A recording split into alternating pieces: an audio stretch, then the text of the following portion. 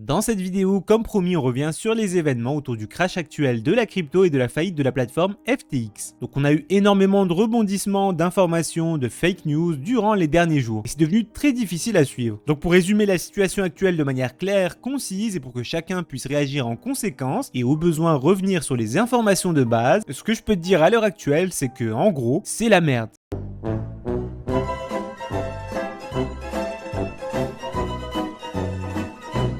Et plus sérieusement, Alameda Research, c'est un fonds capital risque fondé donc par Sam Bankman-Fried et également Sam Trabucco. Et pour faciliter l'histoire, donc on appellera Sam Bankman-Fried sous son sigle, à savoir donc SBF. Faut savoir qu'il a fait fortune en arbitrant le Bitcoin et qu'il est devenu le principal market maker de FTX. Alameda Research a multiplié les investissements, a financé un grand nombre de projets crypto, mais le problème c'est qu'ils ont emprunté des fonds grâce à leur bilan positif. Et on s'est donc retrouvé dans une situation où il y avait une importante partie de leur actif qui était du FTT, token qui, je le rappelle, a été créé et gonflé artificiellement par la plateforme FTX. Et le FTT, il est très peu liquide parce que FTX et Alameda possèdent quelques 80% des jetons en circulation. Le 2 novembre, on a le journal en ligne CoinDesk qui a révélé qu'il y avait un montage douteux derrière Alameda. Le problème, c'est qu'en 2019, Binance avait investi dans FTX et que SBF avait donc racheté les parts de Binance l'année dernière pour la somme de 2,1 milliards de dollars qui ont été versés donc en BUSD mais également en FTT. Et c'est comme ça que le 6 novembre, CZ, le CEO de Binance, a annoncé qu'il allait vendre ses FTT. Et il a justifié son choix par les rumeurs d'insolvabilité de Alameda et de FTX, mais également par le fait que Binance avait rendu beaucoup plus strict sa politique de gestion du risque après le crash de Luna et de l'UST. Il a ensuite même retweeté un post qui montre une transaction de plus de 500 millions de dollars de FTT qui ont été transférés sur Binance et il a indiqué que c'était les jetons que Binance allait vendre progressivement pour pas trop faire baisser le prix. Suite à ça, on a la CEO de Alameda, Caroline, qui a tweeté qu'ils étaient prêts à racheter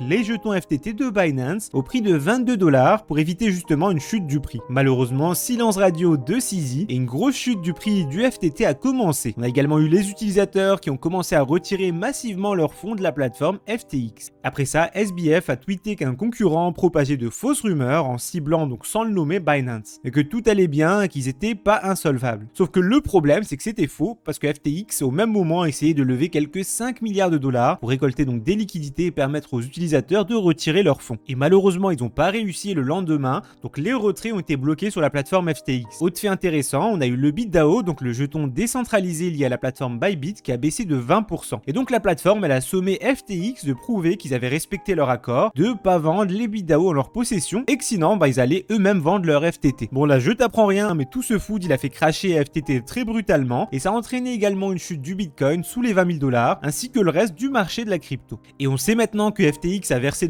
plusieurs milliards de dollars à Alameda au cœur de la crise, donc probablement après l'affaire Luna, et je vous le donne en mille, ils se sont servis en partie des fonds des clients de FTX. Et après ça, la panique, elle a continué de s'emparer des marchés et SBF, il a continué de tenter de lever des fonds. On a ensuite eu une proposition de rachat de la part de Binance et ça a fait brièvement augmenter le prix des cryptos et notamment le BNB. Et malheureusement, après vérification des comptes de FTX, Binance a finalement annoncé qu'ils n'allaient pas aller au bout de leur offre. Et ça a fait chuter le marché encore plus brutalement. Il faut aussi savoir que FTX International et FTX US sont séparés et donc les retraits n'ont pas été fermés sur FTX US en même temps. Et d'ailleurs, SBF l'a rappelé plusieurs fois, il avait sûrement peur de la réaction des autorités américaines. Et après ça, des utilisateurs ont commencé à publier sur Twitter que les données on-chain montraient qu'il y avait des retraits en cours sur la plateforme FTX. Par la suite, on a appris que c'était les comptes des utilisateurs aux Bahamas, pays de résidence de SBF et d'une partie de ses sociétés. On a ensuite eu une annonce de Justin Sun, donc le CEO de Tron, qui a signé un accord pour permettre aux utilisateurs de FTX de retirer leurs tokens, mais également quelques autres tokens liés à Tron. Sauf que le problème, c'est que le prix il est très vite passé à 0,30 centimes par Tron, alors qu'au même moment, il était seulement à 6 centimes sur Binance et sur d'autres plateformes. Donc c'était littéralement 5 fois plus cher. On a ensuite eu SBF qui a présenté ses excuses sur Twitter et qui a indiqué à tous les utilisateurs qui cherchaient activement à lever des fonds pour leur permettre de récupérer leur crypto-monnaie. Mais il a également indiqué qu'à un moment donné, il aurait plus à dire concernant un sparring partner, mais que pour l'instant, bien joué, il avait gagné. Et rapidement, la communauté a déduit qu'il parlait de CZ et de Binance, mais personnellement, je pense qu'il parle peut-être de Gary Gensler, et on reviendra là-dessus plus tard. En tout cas, entre-temps, on a eu les chiffres de l'inflation qui ont brièvement fait grimper le Bitcoin, mais également les autres cryptos. On a ensuite eu les autorités du Bahamas qui ont gelé les fonds de FTX. Après ça, les autorités du Bahamas ont gelé les fonds de FTX. Et aujourd'hui, la mise en faillite de FTX, mais également de FTX US a été annoncée. Donc grosso modo, les utilisateurs utilisateurs ont très peu de chances de récupérer leurs fonds et si jamais c'est le cas, ça sera sûrement qu'une partie après plusieurs années. Mais l'histoire elle s'arrête pas là parce que potentiellement BlockFi va également faire faillite et on pourrait d'ailleurs avoir des faillites en cascade à prévoir. D'ailleurs à l'heure actuelle, les États-Unis ont ouvert plusieurs enquêtes sur l'histoire et très rapidement le président de la SEC, donc Gary Gensler, il s'est rendu dans les médias en disant que le marché il était très polarisé et qu'il fallait beaucoup plus de régulation. Autre fait intéressant, on a un membre du Congrès, donc Tom Emmer, qui a indiqué que la SEC et notamment Gary Gensler auraient essayé de tirer profit donc des vides juridiques pour obtenir un monopole réglementaire. Et ça nous amène d'ailleurs donc à un récent tweet de CZ, le CEO de Binance, dans lequel on pouvait lire: nous ne soutiendrons pas des personnes qui font du lobbying contre d'autres acteurs de l'industrie dans leur dos. Comme on l'imagine, il faisait directement référence à Sam Bankman-Fried.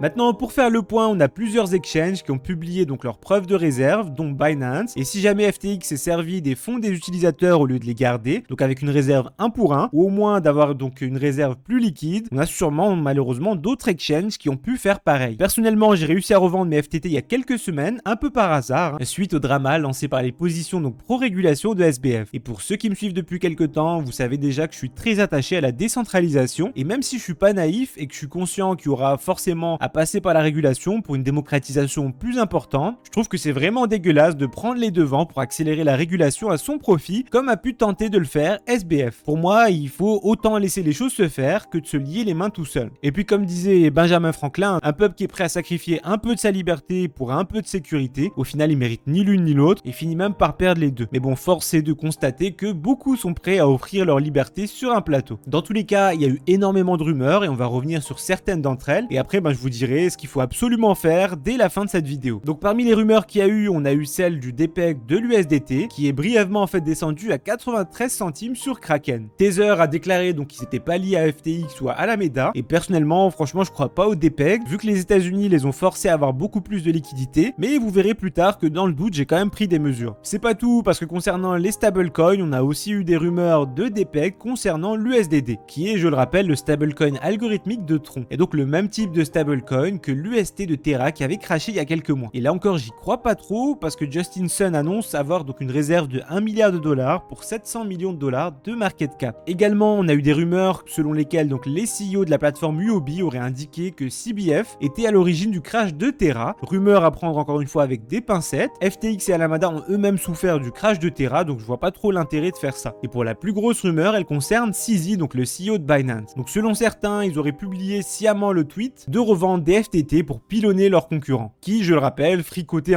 avec les régulateurs US et allaient même potentiellement dépasser Binance. Donc à l'heure actuelle, c'est difficile de justifier pourquoi CZ a publié ce tweet alors qu'il savait très bien que ça allait entraîner une chute. Et on comprend pas non plus pourquoi Binance ont transféré 500 millions d'FTT et qu'ils n'ont pas commencé à vendre tout doucement sans transférer un montant aussi important d'un coup. On peut quand même penser que même un montant plus petit aurait effrayé le marché et que sans déclaration, Binance aurait été accusé encore plus. En tout cas, pour l'instant, on n'a pas encore suffisamment d'informations sur le sujet, mais une chose est sûre, c'est que le crash, il a fait du mal à tout le marché, Binance y compris. Concrètement, le cours de la crypto, il pourrait baisser encore fortement et causer des faillites en cascade. Également, un autre fait important à rappeler, c'est que peu de personnes pensaient qu'on pourrait passer sous la TH de 2017 et on peut imaginer que se basant sur cette prévision-là, certaines entreprises ont été surexposées. On peut par exemple parler de MicroStrategy qui a perdu plus de 20% en bourse après l'annonce de la faillite de FTX. Et je rappelle qu'ils possèdent donc à l'heure actuelle plus de 130 000 bitcoins. La société, elle a même utilisé du bitcoin en collatéral pour un prêt qui leur a permis lui-même d'acheter encore plus de bitcoin. Donc si jamais on avait un micro-crash, ça pourrait entraîner des faillites en cascade, ça pourrait liquider leur position qui elle-même potentiellement mènerait à la faillite d'autres sociétés. Ça clairement c'est pour le scénario catastrophe, mais dans tous les cas, j'invite tous ceux qui regardent cette vidéo à pas laisser leurs fonds sur les plateformes. Je le répète souvent, mais je suis aussi conscient que par fainéantise, il y a beaucoup de personnes qui prennent pas la peine de stocker eux-mêmes leurs cryptos. Sauf que dans la situation dans laquelle on est actuellement, c'est encore plus important que jamais. On aura peut-être d'autres exchanges qui pourraient connaître donc une fin similaire à celle de FTX dans les temps à venir. Donc franchement, c'est le moment d'acheter une clé Ledger et si jamais vous voulez pas dépenser d'argent, je pense que le minimum, c'est de créer un ou plusieurs comptes MetaMask, transférer vos cryptos sur toutes les blockchains correspondantes et pour le Bitcoin, télécharger un wallet comme le Bitcoin Core ou encore un wallet type Electrum. Vous avez même une version portable, c'est gratuit. Donc franchement, faites-le maintenant. Dites-vous simplement que quelques minutes de votre temps ou quelques dizaines d'euros, ça pourrait vous éviter d'éternels regrets. Je vous ai mis d'ailleurs tous les liens des wallets en description. Et d'ailleurs, concernant les stablecoins, j'ai aussi fait le choix de me diversifier, donc après les rumeurs sur l'USDT. Donc à l'heure actuelle, je suis en USDC, en DAI, en BUSD